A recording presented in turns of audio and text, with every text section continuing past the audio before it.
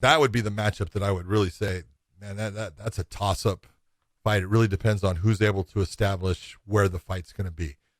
Like I said, Justin Gaethje is going to come forward and he's going to throw those low leg kicks. Michael Chandler has already been exposed as someone that has problems with low leg kicks.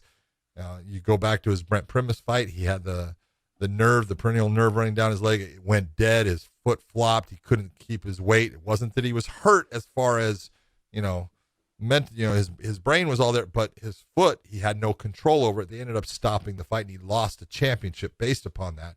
All about that low leg kick that we know Justin Gaethje brings like a big dog. So Michael would have to figure out a way to be able to stop that low leg kick or nullify it in some fashion right away, because if he allows that to go on in the fight, it's going to change the course of the fight. Now, I will say this, both coming from a wrestling background, you're going to hear all kinds of things.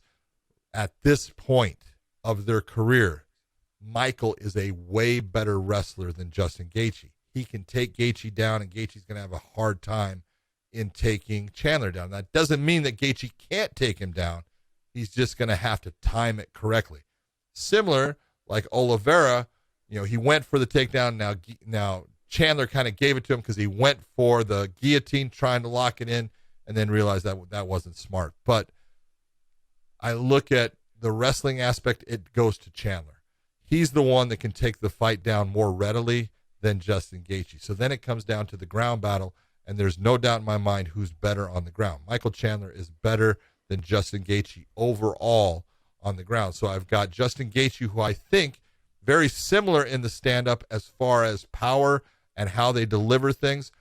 I think Justin's got more volume than Michael. I think Michael may have a little bit more power, but the kicks that Justin Gaethje is able to bring forth in the fight, that's a huge factor in that matchup. And if Michael Chandler does not have an answer for that technique, he's going to have a very long and painful night against Justin Gaethje.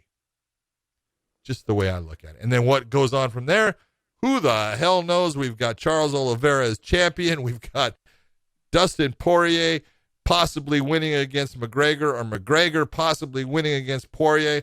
I still think if McGregor wins against Poirier, he would want to fight Oliveira, but he might go back to Diaz. You just never know what's happening anymore, because it's not about, in the UFC, and this is no disrespect to them at all, they have rankings, but they really don't go by them. They really don't care. They go by who they think is going to be a money-making fight. And if you're going to look and say, what's the money-making fight?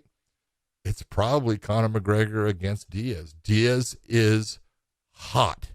People love Nathan Diaz. They freaking will pay to watch him.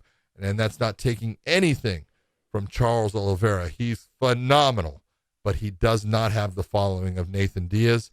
And so if you're the UFC and you're saying, oh, we want to make more money, it's going to be McGregor against Diaz. 100% agree. Okay.